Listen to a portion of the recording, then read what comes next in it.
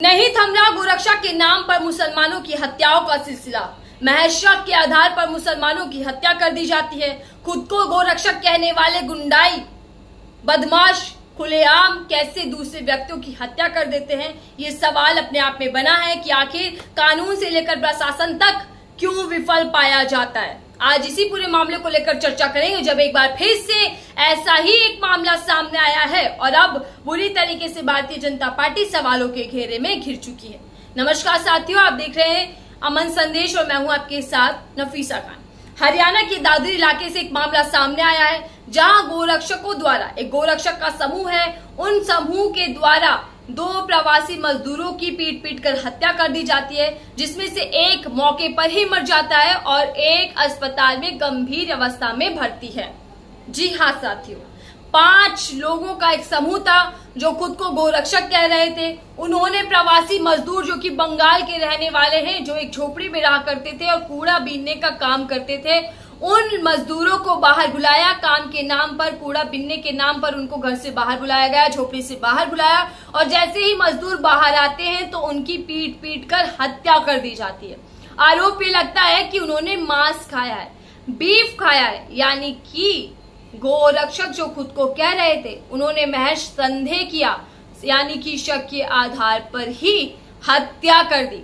भीड़ तंत्र द्वारा एक बार फिर से लोकतंत्र की हत्या कर दी गई, लेकिन भीड़ तंत्र के मन में किसी भी तरीके का खौफ दिखाई नहीं देता। ऐसे पहली बार ये मामला सामने आया, ऐसे कई मामले हैं जिनको लेकर ये बार सवाल उठाए कि आखिर सरकार सुनिश्चित क्यों नहीं कर पाती सबकी सुरक्षा।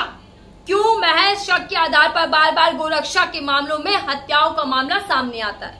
जब ये पूरा मामला सामने आया तो तूल पकड़ा और राजनीतिक गलियारों में भारतीय जनता पार्टी को बुरी तरीके से विपक्ष ने घेर लिया। विपक्षी नेताओं के बयान सामने आ रहे, क्या है पूरा बयान मैं आपको बताऊंगी, लेकिन उससे पहले हरियाणा सरकार जो कि भारतीय जनता पार्टी की है, भारतीय जनता पार्टी के सीएम नायब सिंह सैनी क्या कह रहे हैं इस पूरे मामले को लेकर, उस पर भी नजर डालना जरूरी है, क्योंकि सीएम है हरियाणा के और उनकी टिप्पणी, उनकी कार्यवाही, उनका एक्शन बेहद जरूरी है इस पूरे मामले को लेकर।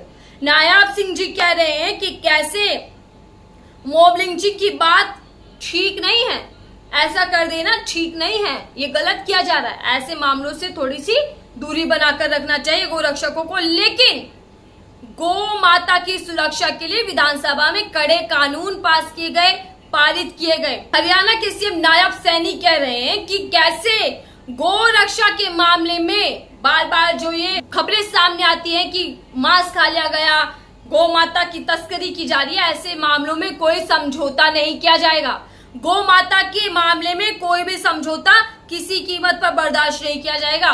गाँव के अंदर गौ माता को लेकर काफी श्रद्धा है और इसी पूरे मामले को लेकर विधानसभा में, संसद के अंदर कानून भी पारित किया गया, कड़े कानून भी बनाए जा रहे हैं। यानी कि वो साफ कह रहे हैं ऐसे मामलों से बचना चाहिए, लेकिन समझौता नहीं किया जाएगा।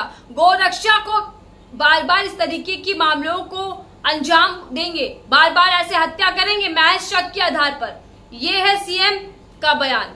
अब बताइए, सीएम ऐसा बयान दे रहे हैं तो सवाल उठ गया, आखिर सीएम क्यों नहीं राज्य के अंदर कानून व्यवस्था को लागू कर पाते, क्यों नहीं स्थापित कर पा रहे, क्यों नहीं सुरक्षा को लेकर कोई कड़े कदम उठाए जा रहे, क्यों नहीं गौ माता की तस्करी पर लगाम लगाया जा रहा, और क्यों नहीं ऐसे गोरक्षक जो खुद गुंडे हैं, जो अपराधी हैं, जो खुलेआम गोरक्षा के नाम पर अपराध कर रहे हैं, हत्याएं कर रहे हैं, उनको लेकर क्यों नहीं कड़े कानून बनाए जा रहे और क्यों नहीं उनको जेल के भीतर डाला जा रहा। ऐसे मामले आपको याद होंगे, राजस्थान और हरियाणा का बॉर्डर का वो मामला भी आपको याद होगा।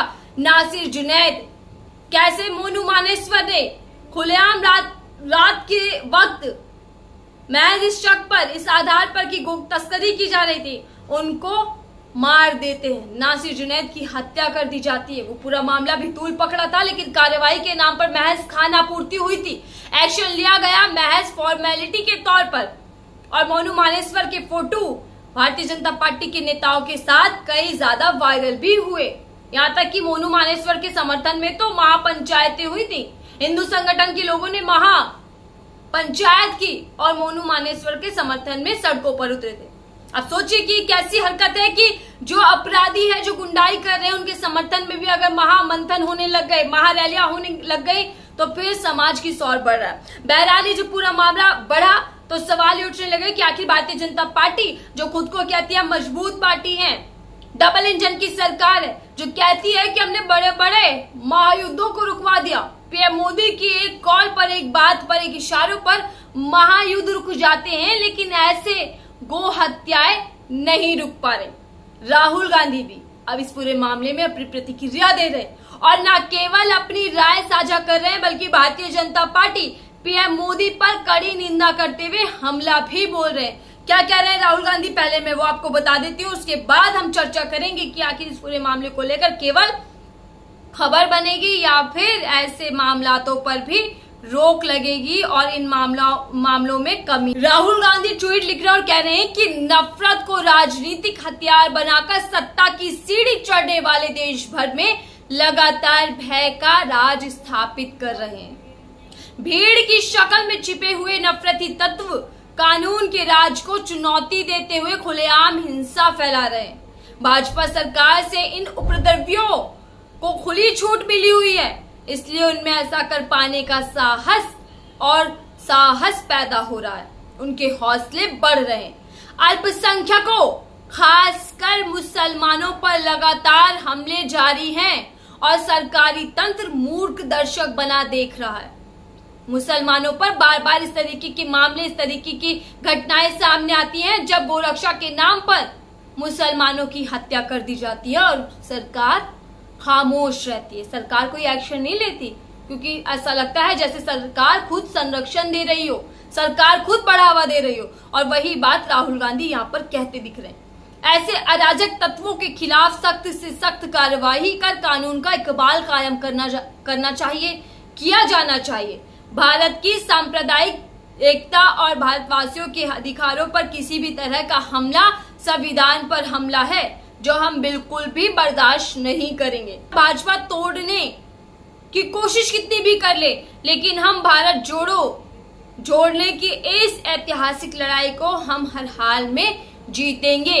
यानी वो कितनी भी नफरत फैला ले, लेकिन हम मोहब्बत की दुकानें खोलते रहेंगे और हम इस पूरी नफरती लड़ाई को मोहब्बत के जरिए मात दे देंगे, हम इस पूरी लड़ाई को जीतेंगे।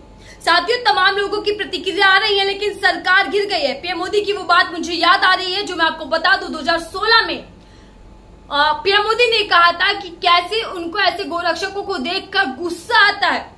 पीएम मोदी गुस्से से लाल हो जाते हैं जब ये कह रहे हैं कि कैसे ऐसे गोरक्षक दिन में तो गोरक्षक बन जाते हैं, लेकिन शाम होते ही, जैसे ही शाम होती है तो ये गोरक्षक अपराधी बन जाते हैं और अपराध को अंजाम दे देते हैं। कैसे पीएम मोदी कह रहे हैं इनको ये गुंडाई करते हैं, ये गुंडे होते हैं, गोरक्षक जो होते हैं वो गोरक्षक के नाम पर हत्याएं कर देते हैं। अब पीएम मोदी तो खुद ही मान रहे हैं कि गोरक्षक जो है ये गुंडाई करते हैं, तो फिर भैया ऐसे गुंडाओं पर, ऐसे गुंडों पर क्यों कार्यवाही नहीं होती, क्यों सरकार एक्शन नहीं ले रही, और क्यों जो सरकार कहती है कि अपराधी थर थर कांपते हैं, अपराधियों के लिए कोई जगह नहीं है हमारे राज्यों में, खासकर उन राज्यों में जहां पर डबल इंजन की सरकार है। तो फिर ऐसे अपराधी खुलेआम क्यों घूम रहे हैं और ऐसे अपराधियों के मन में सरकार से लेकर कानून व्यवस्था, प्रशासन, शासन किसी का भी खौफ क्यों नहीं है। इस पूरी खबर को लेकर आपकी राय क्या है, हमसे साझा कीजिएगा और बताइएगा कि आखिर ऐसे मामलों में कभी क्यों नहीं आ रही, क्यों नहीं रोक लग रही और क्यों सरकार बुरी तरीके से फेल होती दिख रही है। आपकी राय क्या हमसे साझा कीजिएगा। फिलहाल के लिए दीजिए इजाजत।